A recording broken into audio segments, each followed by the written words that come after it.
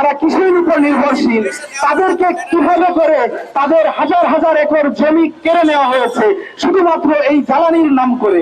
সরকার আসে এবং যায়, বারবার আমাদেরকে বিভিন্ন ভাবে প্রলোভন দেখায়, প্রতিশ্রুতি দেয়। যখন যুদ্ধ শুরু হয় তখন আমাদের দেশে জ্বালানির কি হয়? পাওয়ার প্ল্যান্ট বন্ধ, যার কারণে সার থেকে শুরু করে বিভিন্ন কলকারখানা বাস্তবিক অর্থেই আসলে বন্ধ। আমার দেশে কিন্তু 12 মাস কিন্তু বিদ্যুৎ সূর্যের আলো থাকে। আমরা আসলে সবাই বুঝতে পারি যে আসলে আমরা কি সংকটের মধ্যে আছি। এটা প্রতিনিয়ত আমরা কিন্তু আসলে দেখছি। যখন যুদ্ধ শুরু হয় তখন আমাদের দেশে জ্বালানির কি হয়। তো আমরা কিন্তু দীর্ঘদিন ধরে একটা সময় দেখেছি যে এই যে জ্বালানি খাত, এই জ্বালানি নিয়ে কি ধরনের দুর্বৃত্তায়ন আমাদের দেশে হয়েছে।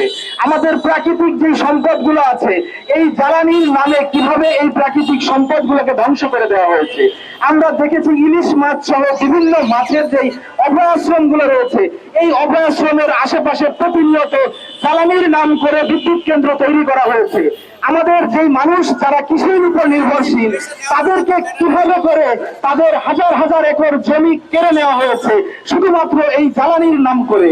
তো আমরা দেখেছি বিগত দিনে এই জ্বালানি নির্ভরতার কথা চিন্তা করে এই জ্বালানির নামে এই মানুষগুলোকে বাস্তুহারা করা হয়েছে।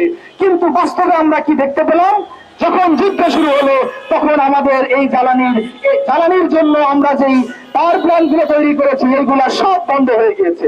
অধিকাংশ পাওয়ার প্ল্যান্ট বন্ধ, যার কারণে সার থেকে শুরু করে বিভিন্ন কলকারখানা বাস্তবিক অর্থেই আসলে বন্ধ। তো আমরা আসলে যাদের কাছ থেকে এই পরিকল্পনা নেই, আমরা যদি চিন্তা করি এই ইউরোপের যেই বড় বড় দেশ নেদারল্যান্ডস বা এই সকল দেশ যারা আমাদেরকে বুদ্ধি পরামর্শ দিয়ে সহায়তা করে, তাদের দেশে কিন্তু 12 মাস সানলাইট থাকে না। আমার দেশে কিন্তু 12 মাস কিন্তু বিদ্যুৎ সূর্যের আলো থাকে।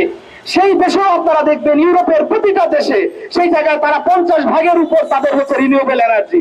প্রতিটা দেশেই তারা কিন্তু বাতাসের উপর নির্ভরশীল। তারা পানি থেকে বিদ্যুৎ উৎপাদন করছে, বাতাস থেকে করছে, সূর্যের আলো থেকে করছে। কিন্তু আমরা সেটা করতে পারছি না। আমরা যে কোনো ভাবে আমরা এই ঝুঁকির মধ্যে চলে যাচ্ছি। সরকার আসে এবং যায়, বারবার আমাদেরকে বিভিন্ন ভাবে প্রলোভন দেখায়, প্রতিশ্রুতি দেয়। আমরা চাই এই প্রতিশ্রুতি কিভাবে বাস্তবায়ন করা যায়। সিভিল সোসাইটি এবং ইউরোপ থেকে শুরু করে সকলের প্রতি আমি আহ্বান জানাবো, সরকারকে কিভাবে বাধ্য করা যায়, সরকারকে কিভাবে আরো এই দিকে মনোযোগী করা যায়।